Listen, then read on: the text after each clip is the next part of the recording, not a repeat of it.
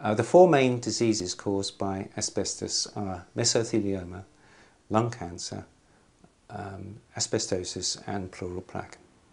Mesothelioma is a cancer which is pretty much uniquely caused by asbestos. Lung cancer can also be caused by exposure to asbestos fibres. If you don't smoke, you've got a chance of getting it from asbestos fibres. If you do smoke, then your chances are greatly increased by as much as a factor of 50, your chances of getting lung cancer.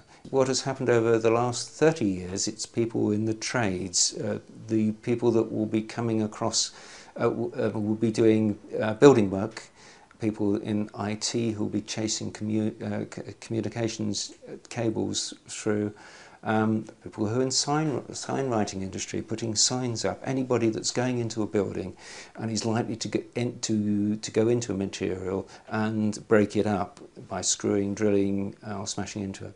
These people should be aware of what it looks like and where it's likely to be. The precautions they should take is when entering a non-domestic or commercial building, they should ask to see an asbestos register. Every building should have one.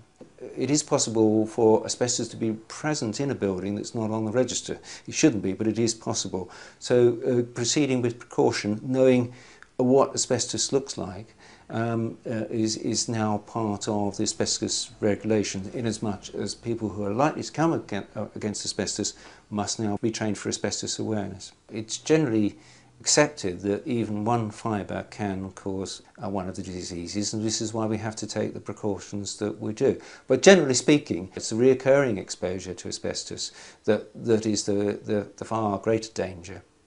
If you're going to get an asbestos disease, you probably won't get any symptoms for 10 years. Typically it would be 30 years, and in some cases it's 60 years. There is this long gestation period between the exposure and the disease setting on. At the moment, the deaths from asbestos diseases are rising. They're on an upward slope, and they're going to continue.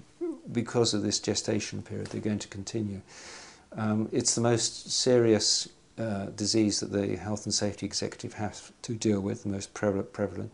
And the number of deaths from asbestos has now exceeded the number of people who are dying on the roads every year. So it is a very, very, very, very large problem.